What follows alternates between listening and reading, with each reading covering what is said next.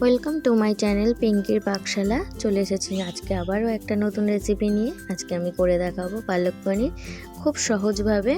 পালক পনির বানানোর জন্য প্রথমে পালং শাকগুলো ভালো করে ধুয়ে ছোটো ছোটো পিস করে কেটে আর আমি সামান্য একটু সেদ্ধ করে নেব। খুব বেশি সেদ্ধ করার দরকার নেই।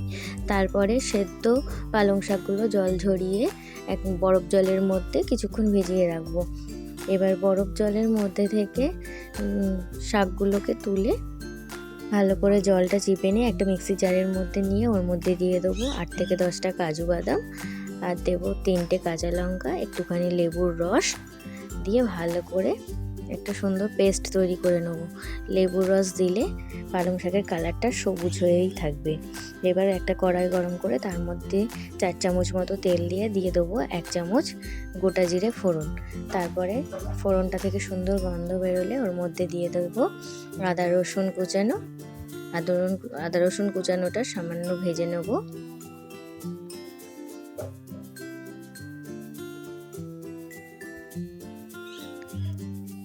হালকা রং ধরলে ওর মধ্যে আমি দিয়ে দেবো কুচিয়ে রাখা পেঁয়াজগুলো।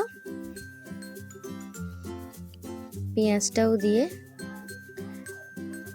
নাড়তে হবে, খুব বেশি লাল করার দরকার নেই। পেঁয়াজের কালারটা একটু চেঞ্জ হলেই ওর মধ্যে দিয়ে দেবো কুচিয়ে রাখা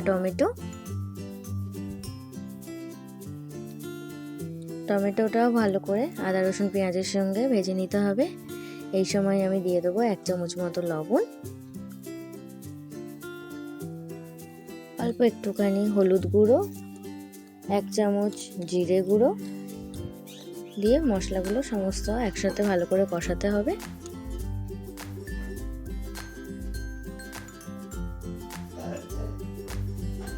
আর দিয়ে দিলাম 1 চামচ মতো ধনে গুঁড়ো।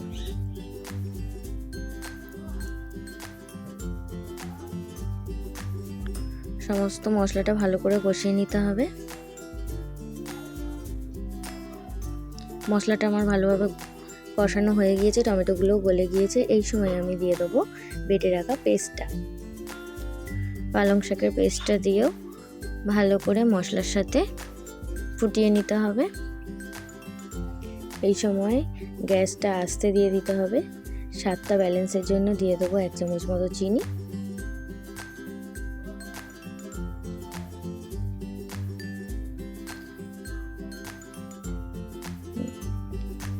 গ্যাসটা আস্তে রেখে ভালো করে এটাকে পালং শাকটাকে ফোটাতে হবে।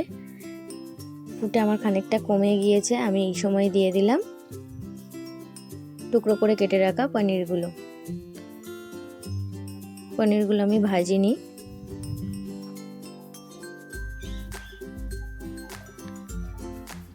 পনির দিয়েও আবার কিছুক্ষণ আমি ফুটিয়ে নেব। ব্যাস, পালং শাকটা আমার মোটামুটি রেডি হয়ে গিয়েছে। ওপর থেকে দিয়ে দিলাম 1 চামচ মতো বাটার।